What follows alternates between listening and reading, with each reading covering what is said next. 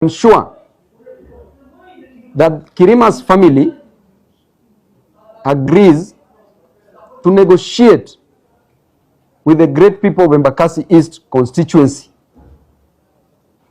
Should they refuse, then through adverse possession, this 1,000 acres parcel of land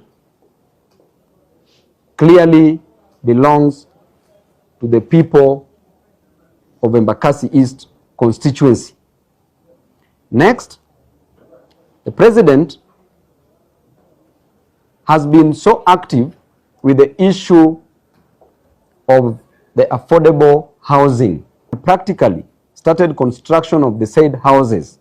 Why then should we encourage as a government demolition of houses, as was recently experienced in Mavoko?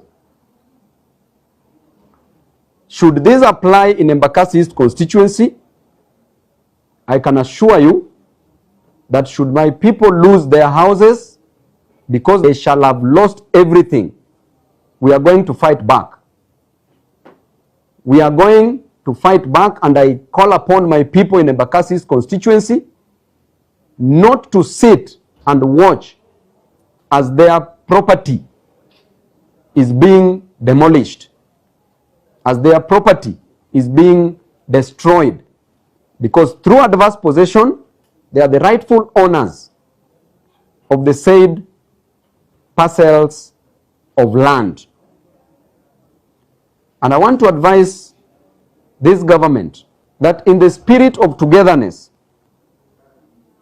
live and let live. Eat and let eat. Let my people be. We will fight for the interest of my people.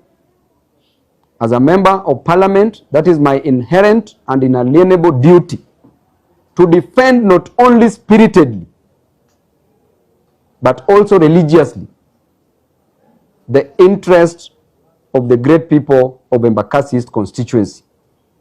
I once again call upon Kirima's family, because Mr. Kirima has already died, and right now, find it easy in your heart to come on the table and talk with my people, to negotiate, because they are willing to negotiate with the family. Do not be arrogant about it. He who comes to equity must come with clean hands, come with open hearts, and come ready for what my people will offer. Should you refuse, through adverse possession again, this property is ours. Yeah.